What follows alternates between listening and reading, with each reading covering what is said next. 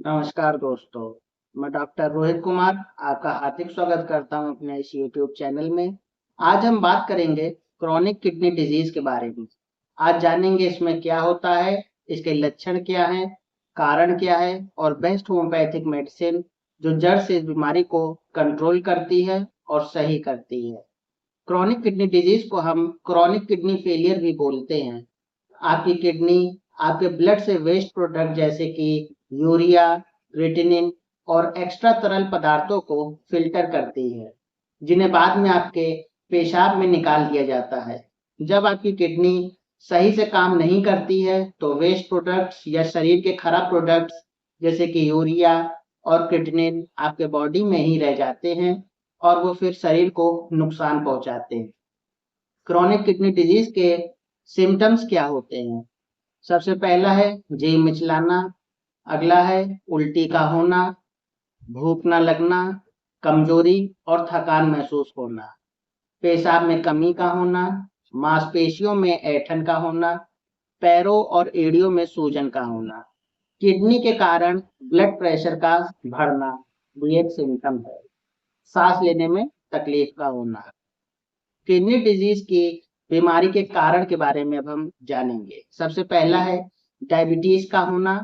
आपके ब्लड में बहुत अधिक ग्लूकोज, जिसे चीनी भी कहा जाता है, आपके गुर्दे के फिल्टर को नुकसान पहुंचाता है और डायबिटीज अगर कंट्रोल नहीं है तो आगे चल के किडनी डिजीज हो जाती है।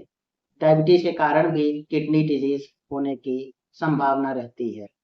अगला कारण है हाई ब्लड प्रेशर भी अगर लंबे समय तक कंट्रोल नहीं है तो किडनी में प्रॉब्लम करता है।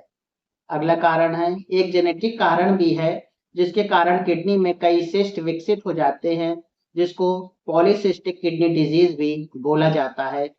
अगर ये कंट्रोल नहीं हो पा रही है तो भी आगे चल के किडनी खराब होने की संभावना होती है। या अगला कारण है रोगी ने कोई दवाई खाई हो जो रिएक्शन कर गई हो, उसके बाद से किडनी में परेशानी स्टार्ट हो गई हो, तो ये ड्रग अब्यूज के कारण भी ऐसा हो सकता है। या बहुत जल्दी रोगी दवाई हाई पावर की ले लेते हैं जो लोग, तो उससे भी किडनी में प्रॉब्लम होने की संभावना होती है। हमने कई पेशेंट्स देखे हैं जिनका क्रिएटिनिन लगभग 6 या 7 हो, उनमें रिजल्ट अच्छा मिलता है और यूरिया और क्रिएटिनिन कम होने लगते हैं। ये रिपोर्ट में देखिए हमारे 1 महीने के ट्रीटमेंट में नॉर्मल आया, दोनों चीज़ें क्रिएटिनिन भी और यूरिया भी। तो अगर रोगी जल्दी से स्टार्ट कर दे होम्योपैथिक ट्रीटमेंट तो रिजल्ट अच्छे मिलते हैं।